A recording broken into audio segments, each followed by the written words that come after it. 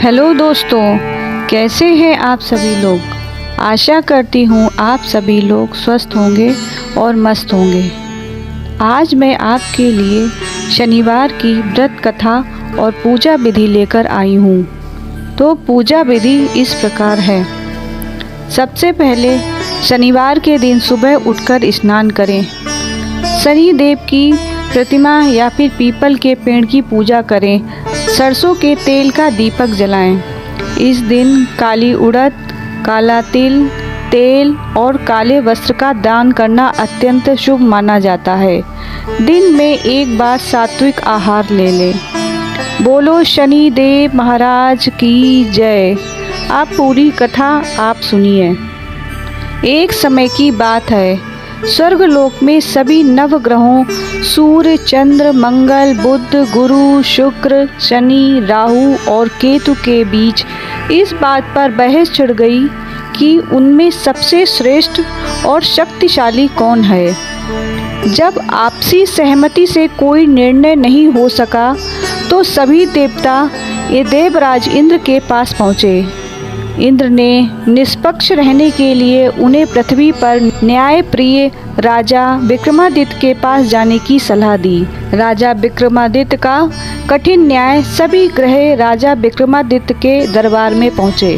राजा ने उनकी समस्या सुनी और एक युक्ति निकाली। उन्होंने सोने, चांदी, कांसे, पीतल, शीशे और लोहे के 9 सिंहासन बनवाए। सोने का सिंहासन सबसे आगे और लोहे का सबसे पीछे रखा। राजा ने कहा, आप अपनी इच्छा से किसी भी स्थान पर बैठ जाएं। जो जिस स्थान पर बैठेगा वही उसका पद माना जाएगा।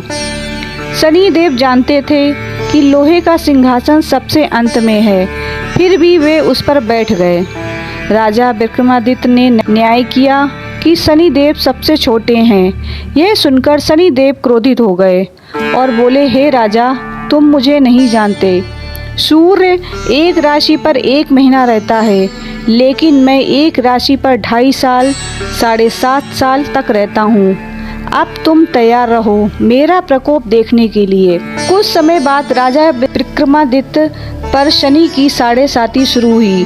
शनि देव एक सौदागर का रूप धारण कर आए और राजा को एक अत्यंत सुंदर लेकिन जादुई घोड़ा बेचा।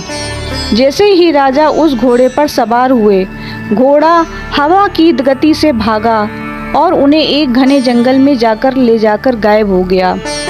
राजा रास्ता भटक गए और पास की एक तमलिंदा नगरी पहुँचे। वहाँ उन्हें एक चोर समझकर पकड़ लिया गया। शनिदेव की माया से राजा पर चोरी का झूठा इल्जाम लगा और वहाँ के राजा ने विक्रमादित्य के हाथ और पैर कटवा देने का आदेश दिया। विकलांग अवस्था में राजा विक्रमादित्य को एक दयालु तेली ने अपने घर में जगह दी। राजा वहां बैठकर तेली के कोलू का ध्यान रखते और भगवान का भजन करते।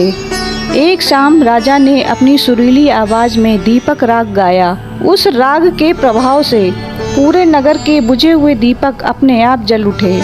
नगर की राजकुमारी ने जब यह चमत्कार देखा तो उस अपरिचित व्यक्ति से प्रभावित हो गई और उन्हीं से विवाह करने का संकल्प लिया।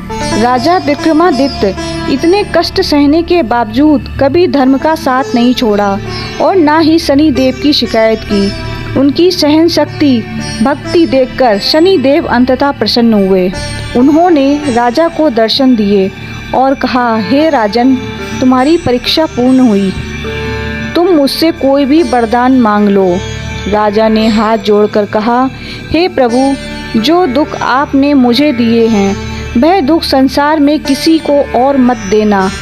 शनिदेव राजा की दयालुता देखकर बहुत खुश हुए और उन्होंने राजा के हाथ पैर पहले जैसे ठीक कर दिए।